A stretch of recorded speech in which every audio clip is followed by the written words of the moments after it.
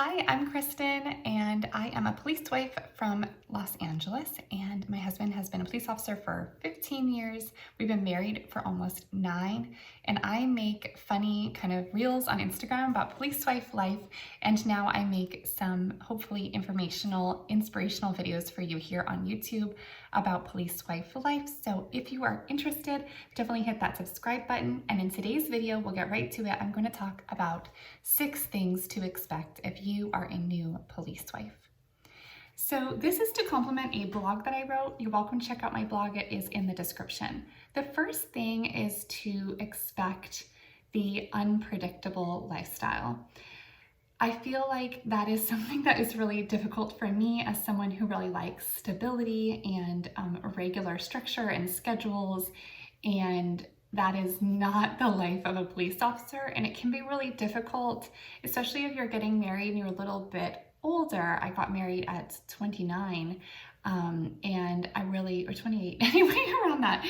And so I kind of had I had dated Rick a lot on and off the previous 10 years, but I wasn't really a part fully of his life until we were engaged and married, I feel like.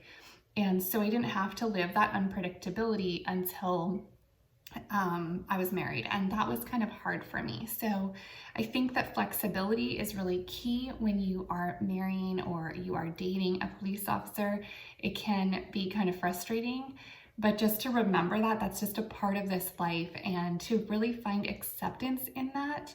And I do have a book about Be a Happy Police Wife, and I will link that in the description. It's an audiobook designed for you to go through 10 days of, and the first step is acceptance, because sometimes I would just fight this unpredictability, be frustrated at it, and if you just accept it and move forward, it just makes things so much easier. So definitely check that out if you're interested.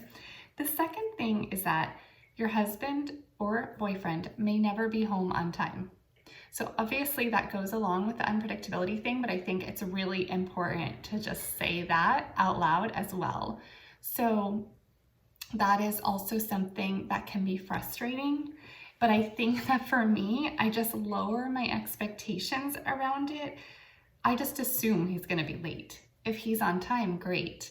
A lot of times, Rick, my husband, has worked swing shifts, so he gets home in the middle of the night. I'm asleep. So normally, if I wake up a couple hours after he's supposed to be home, then I would start to worry. But I wouldn't worry if it's an hour late, because I just honestly think it's more of the norm to have overtime, especially during this crazy time of COVID, BLM, and now a lot of departments are understaffed. So we just kind of have to assume that. The next thing to consider is that his sleep may mess up your sleep. And this is something that's so common among the community that I have on Instagram. I have 6,000 followers. I would say the most common thing I hear is the women are up, they're worried about their spouse, or they're worried about themselves because they're home alone at night. And I did make my previous video about sleep, so if you are running into that issue, definitely check that one out, because hopefully it will help you. I address the 3 issues that I see, and that's sleep. You can't sleep because you're worried about yourself. You can't sleep because you're worried about your spouse or your boyfriend. And then the third one is that he can't sleep because maybe you're noisy during the day, or you guys have kids or dogs. I didn't talk about dogs in the previous video, but I just heard about that from a follower. So yeah, so sleep is a really challenging thing when they are on shift work schedules and you may not be sleeping the same time as them. I feel like I always have to adjust when it's a new schedule. I kind of get used to the schedule when he's on just swings or just days.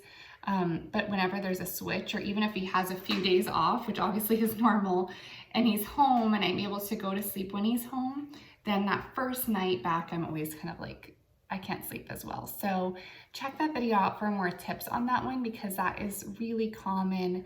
And I think it's just really important to create your own routine of what's normal for you and not really depend on his schedule. Obviously, you want to adapt and adjust a little bit, spend time together before you go to bed and such when he's home. But I feel like to create your normal sleep routine is really good. And then check my video out for more on how to help him sleep if you're running into that issue.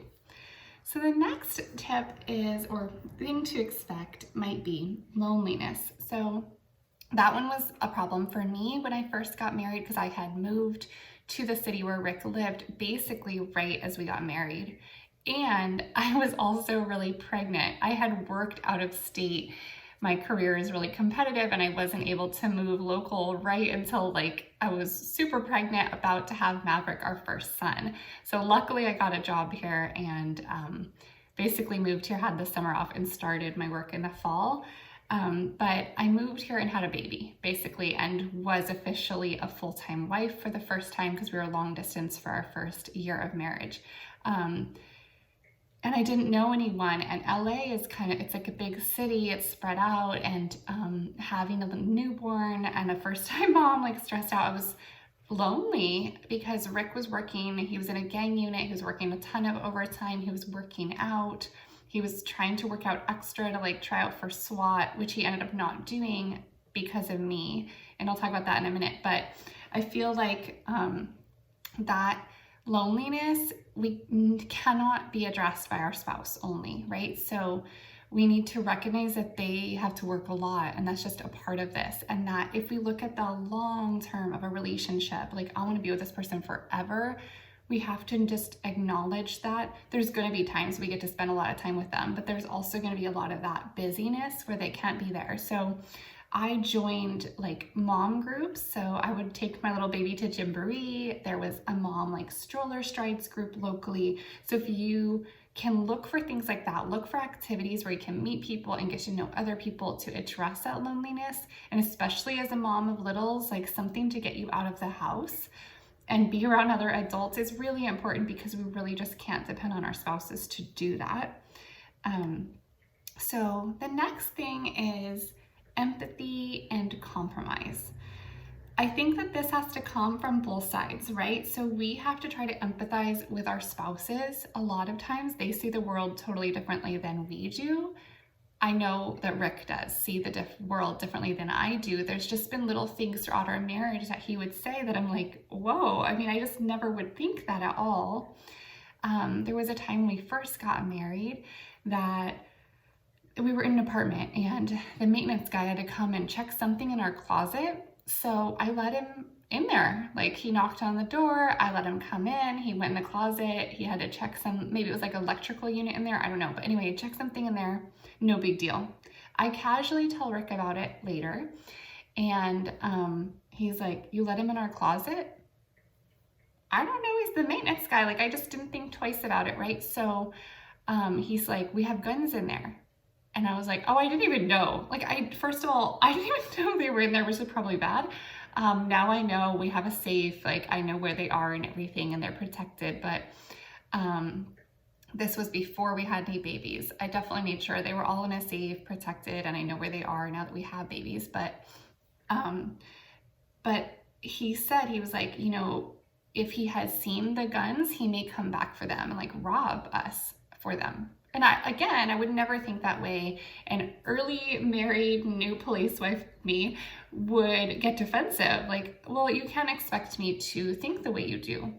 And I'm right, but I think that empathy and trying to see things his way and asking questions and trying to understand where they're coming from. And then also I asked him, you know, that's really important. And then I also asked him to think about where I'm coming from and just acknowledge that I'm not going to see everything his way, and I'm not going to be able to anticipate those things, you know, so try to have patience with me as I learn those kinds of things in our marriage. So I think that empathy and compromise comes from both sides. It's really important. And then the second one, this next one is really related to that, and that is to listen, support, and give a safe space for our spouses and boyfriends and girlfriends who are officers. I think that asking questions and really being ready to listen is so important. That has always been really important in our marriage, especially because I am with my husband who is not a talker. He's not naturally going to be someone that's going to come home and tell me about his day. So what I do to address that is I still want to hear about things, and I want to make sure like he knows I think that his day is important and I want to know is like when we do have a date night or a date day, sometimes we go on date dates, I will like know that that's going to be something I'm going to ask him about and just be like, hey, tell me something about work so that I can kind of understand where he's coming from. And then another thing that we do is we like to visit him at work. He works like 45 minutes away from where we live, and that is a big drive for my little ones. It could be an hour and a half drive in LA, so like anticipating a 3-hour drive potential. We do it about once a year. We'll go see him at his station, and I think that gives me empathy to see just a piece. It's just a tiny piece of his day, of where he works, and to really let it sink in for a minute, because he doesn't wear his uniform at home at all. So he changes at the station, he takes it to the dry cleaner, and back to work. I don't have to wash it like a lot of police wives. So I think that that helps me to have more empathy for him, and to, like I said, give those spaces where we can listen if they want to talk, and to acknowledge also that they may not want to talk. And for Rick, he always says he wants to spend time with us and just be happy, and he wants to focus on the kids and me, and that's okay. And it's taking me so much time to learn that. So if your spouse or boyfriend is not a talker, just know that you that it's okay, and that once in a while they might talk to you, and just be prepared to listen. So I hope that this really helped you, and definitely check out some resources are linked below. I hope that you have a great day, and I look forward to seeing you in my next video. I'm going to be posting them every Tuesday at 7 a.m. Pacific Standard Time.